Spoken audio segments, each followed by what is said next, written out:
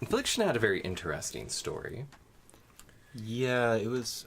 I didn't really notice the first time I played through all of the details that added up to the larger story.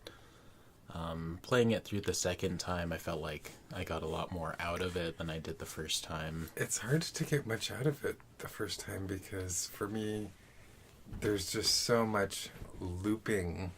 It really just feels like you start going crazy.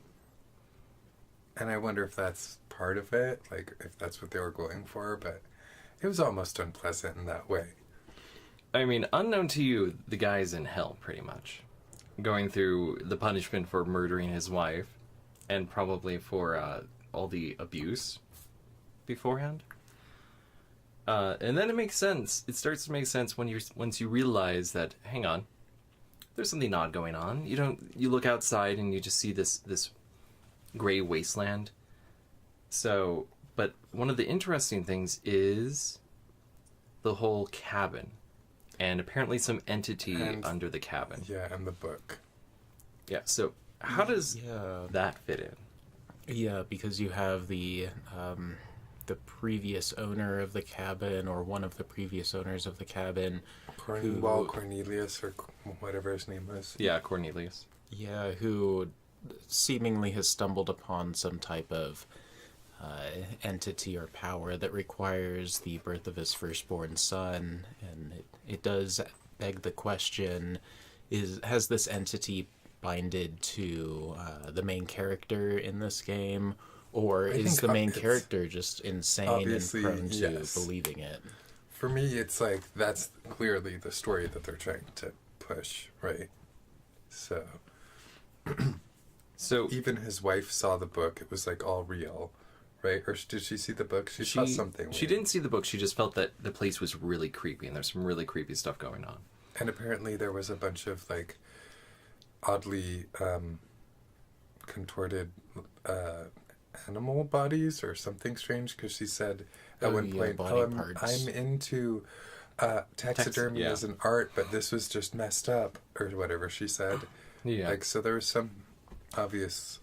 she also mentioned that the villagers were coming up and harassing them and being strange, acting in odd ways. Or is it that she said that, or that's what she assumed because she was hearing weird things? I thought that's what it was. Oh, maybe it was that she was hearing just voices. Like, I heard weird things. I was hearing... I wonder if it's the villagers, or... so if she was hearing strange things and experiencing what could be argued as paranormal activity, maybe it was an actual entity that possessed her husband.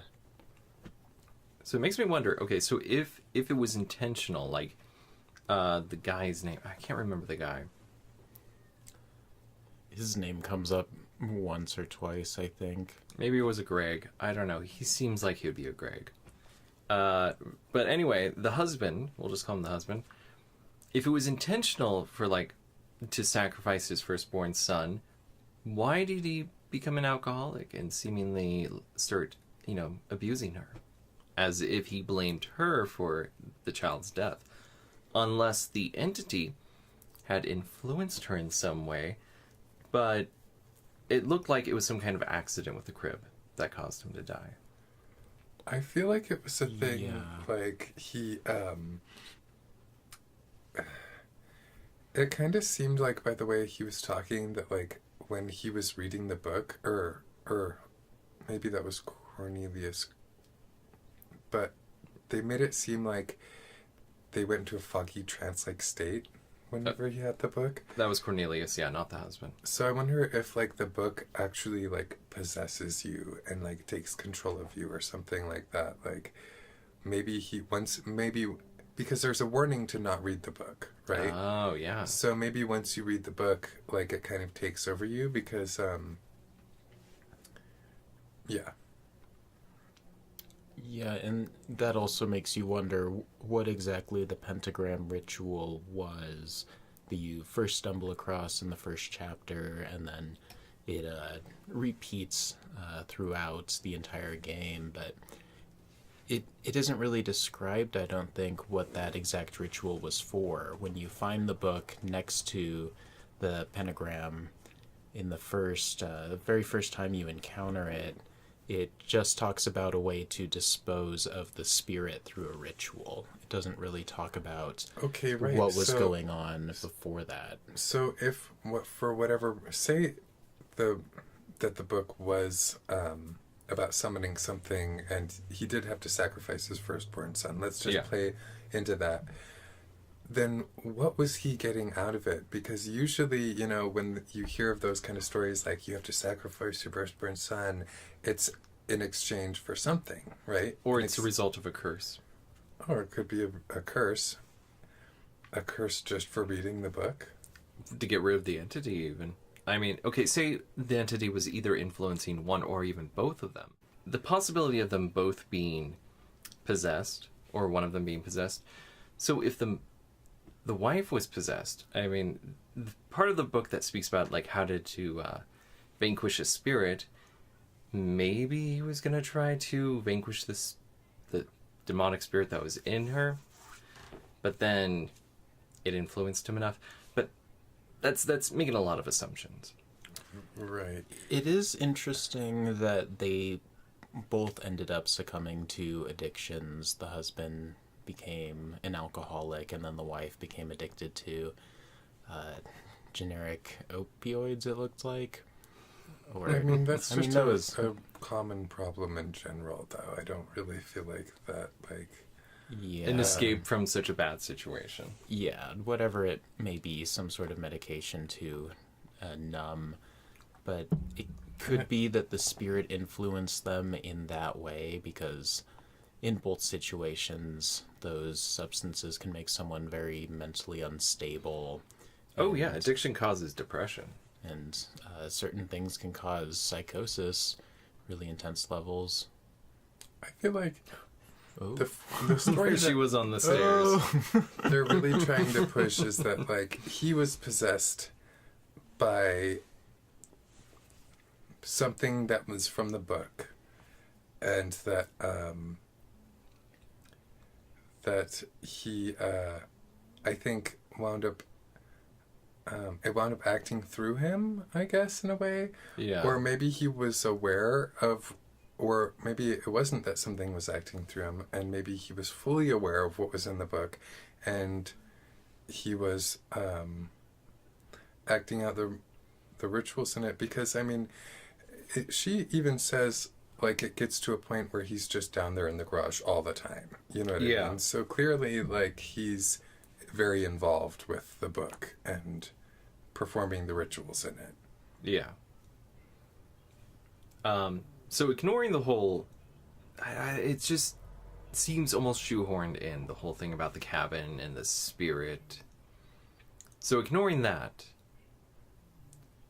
it just seems like a very unfortunate story about, their second child dies from probably an accident with the crib, because it was like during the time when such things happened. And then he becomes an alcoholic, starts abusing her, and she resorts to opiates, and then the daughter is growing up in this horrible situation and runs away. And then he just goes crazy and kills her? Yep. Because he blamed her because she was asleep at the time that the child died in the crib.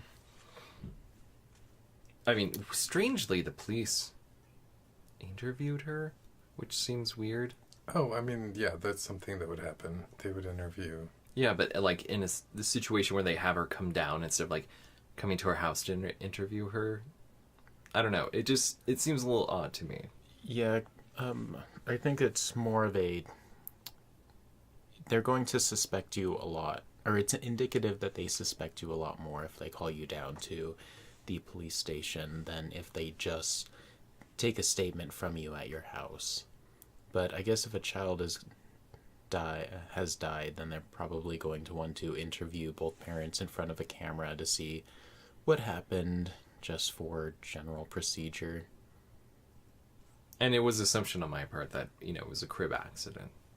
I mean, there's no indication how he died. Aside from the blood in the crib. Played through it, my first thought was that it was a sacrifice. Yeah. Because, once I got all the information, that was like, oh, he killed the child because that was part of the ritual, Yeah. part of the book, anyways. Yeah, it's just a little too coincidental. Another idea that I thought was interesting, that it's all an allegory for addiction and sobriety in the end. That the whole, all this terrible stuff happening as a result of addiction, because when people are addicted to substances, it can get to the point where they start doing extremely horrible stuff to feed that addiction, to, get whatever they need to be able to feed that addiction. And such a horrible thing is that our bodies are designed for that. I mean, addiction's an entire natural process like in our brain. Yeah, a positive feedback loop. Like once you start, the brain craves it, so it releases certain chemicals at certain times to condition you to want this. So it will deprive you of serotonin unless you consume the drug or whatever it is that you are addicted to. When you first brought that up about the game, I really wasn't. I didn't really feel it, but I mean, addiction is a huge part of the game in general. So, Yeah. I mean, obviously that's a part of the story.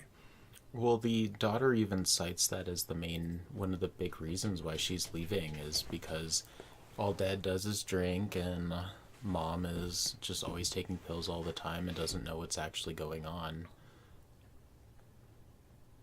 It does, and that is something that would happen in a household with two dysfunctional addicts, is the child would, probably either become addicted or get fed up and leave. God, she probably did get addicted. Like, she ran away with that guy and then ended up getting into a horrible situation. Yeah. Yeah. Got pregnant, got addicted. This part of the game really is for me, like, when I stopped enjoying it, because it got very loopy. Like, you were stuck in a loop just going through the same hallways. And I know it actually didn't wind up being as long as it felt like it was. Yeah. But it just felt like this part went on forever. Yeah, I think it finally gives you... It finally, after so many, after failed tries, it finally gives you a hint with the phone call. Like, hey, by the way, number 13 is special for a reason. And then you realize, oh, I have to go to room 13 in that hallway that looks like either a hospital or something. But I liked that dying was not the end. That was at least a relief. I mean, there were certain parts of the game where it felt like they could have just artificially dragged it on, but at least it gave you a hint. And how do you feel about the ending? I think the ending was weird. Me too. I mean, It's kind it felt like rushed. It was so it felt like abrupt.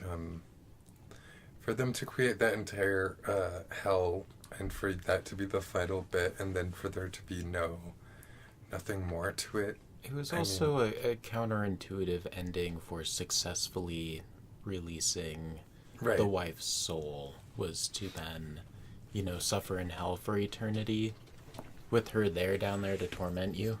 oh, she wasn't there, though. There was 3 other, hellish spirits. There was the guy from the, I don't know, what was it, a morgue? The That's really right. overweight guy? And then wasn't there a 2-headed guy or something? Yeah, which you don't ever see. And then there's some guy with a huge axe and a baby for a hand. And you don't really... I think you see the one with the axe, walking, his shadow on certain parts, on a couple of parts. The Two-Face guy, aside from the ending, I don't remember seeing him anywhere. And then, I that one part... completely agree. I feel like the ending was really unsatisfying. Really the icing on the cake of just how unsatisfying and how much the end Yeah, it was drug on. like the Silent Hill endings when you play it through after the first time and you kill enough creatures and then you just become one of the demons at the end of the game. It was a lot like that, but it just felt out of place with the storyline. Yeah, I mean, when I played the demo, it was right after Visage. So like in Visage, you're an investigator who's sent to like find out what's going on and like put the spirits in this house to rest. So playing that demo, you didn't get much information, so I assumed, oh, you're just an investigator who's sent here to vanquish the spirit. That makes sense. Okay. I mean, especially when it gives you that goal to vanquish the spirit. Right. So then actually playing the game, and you're the husband who murdered. Which, okay, so the video where she gets murdered, she is very happy in that video. Like, when she's like, oh, hey, what are you doing in the video? She looks really happy, and then gets murdered. So it was Oh, that very is a odd. good point. Okay, so the other part that's like doesn't make any sense at all is the part where he winds up in that like hospital with the fat guy that's chopping up the body parts. Yeah. That seems so absurdly out of place. It's just like all of a sudden you're completely in a different game, literally. Or when you first encounter the hospital, you're like going through the house and you go through a door and you think, oh, I'm going to end up in this room to watch some more Massimo. Or Massimo. I call him Massimo because we're that close. But to watch some more Massimo. But then you're in this hospital. Just, that's weird. And There's then- no explanation or anything for it. When Like, you're- why a hospital? Why a police station? Right. Why any of that? Yeah, the police station too. And then when he's walking down the hallway and there's those little like window like scenes with just like random weird stuff like It's cans coming down from the ceiling and yeah, but some of the audio, it plays some of the stuff, like some of the clips that you can find of her journals. So it's like almost a refresher of what's happened, but it's such a short game, so you already yeah, know. you didn't need a refresher. Yeah, and it happens twice. It happens one time after you electrocute her in the frying room and go through that book or the statue false wall. And then at the very end of the game, also right before you find yourself in hell, you then go back through all of those windows. And it really does feel like filler. Yeah, there's a lot of redundant like story information. Yeah, that part where you electrocute her made no sense. If it wasn't for you guys telling me about that, I would not have figured out, because in what part does she get electrocuted in the story at all? She doesn't, unless she was electrocuted and they figured, oh, she survived, so Well, I think we'll it's let just her like go. the bright lights that scare her, so then Oh. But it's so also that's why like- he turns it on was to create a bright light to scare her away. But it doesn't naturally create a bright light. And Just in the it's- game it did. Yeah, and it's also like it's supposed to be a mental asylum, and that was an electrocution chair. Yeah, that was wasn't an an execution, electroshock therapy. execution, not electroshock therapy. So, plus, when did she go to a mental hospital? Yeah, they didn't really talk about that. Yeah, so why Oh. would there be a hospital at all? Yeah, I guess she had postpartum, but she didn't really go to a mental hospital afterward. They just sent her home and told her to keep a journal. Yeah, there was no indication in the story at all. Okay, so we've bashed the story and the gameplay. So what was the elements that you guys really liked? I did like that the death was not the end. That was nice. That was a relief. I would say overall, I liked it overall. It was just that for me, the part that I didn't like, the weird, convoluted going into a loop part, Yeah. was confusing. But overall, I did like it. It was scary. They did an excellent job with her. It was perfectly scary. It had the visual, or not the visual, the audio clues that she was around to make you like, oh shit, she's in the area. I don't know where she is. Like in the earlier in the video where all of a sudden you look and there she is on the But stairs. she'll just be standing there, like Yeah. perfectly still. Yeah, they did a really good job with It that. was perfect. It was too scary. It was too scary. I feel like, yeah, they did a great job with this, with what's scary. There definitely was a lot of parts like this part where you go through and you've found everything, and then Oh, you yeah, have to how to go get through to the- everything again, and that wound up getting a little bit confusing, but then once... Yeah, the hint to use the camera to reveal hidden things was, so in Visage, before they did the update, that was much easier, and it made a little bit more sense. In this, you had to wait for the photo to develop, which was very odd. It took too long to, like, to want to use that mechanic, but, you know, it was a decent idea. It was just in execution, having to wait for the photo to develop. I thought you had to shake the photo. So it's kind of nice you didn't have to shake the photo for it to develop. Because I remember you had to shake those kind of things. It did take too long, though. It should have been more Instantaneous. Yeah. Yeah. Or the flash of the camera showed the thing like in Visage. Yeah, I liked that it all took place basically within one location, aside from the stray outliers to the story. But it even though it was a location that you could get familiar with, it just kind of became more frightening over time, because you would wake up in a different location, have to make it to a different part of the house, and you really wouldn't know exactly where you have to go. You just have to stumble around until you came across the right clues in the right place. And while that can be very frustrating in a game, I felt like it worked because it was just enough most of the time in this game. Of course, the first time I played through, we had to find 8 lighters in that one part before. I got very lucky with that, yeah. Yeah, it was a lot of failed lighter attempts and a lot of getting attacked by the wife before we were able to move on to a different part of the game. Yeah, well, what I was going to say, I was going to give it a 2 out of 3, but then I decided that that's like a, 66%? And I mean, if you... I guess if I was going to grade it, then it would be a D. If you were going to grade it... 66%. So, yeah, 66% would be a D, right? You think giving it a D? D is well, for doctor. no, D actually seems lower. D is for dick, so if you're going to give it the D... Well, I wouldn't give it a D because a D just seems like the wrong measurement, but I would give it like... If you give it the D, that's 3. unprofessional. I'd give it a 3 out of 5 stars. Yeah.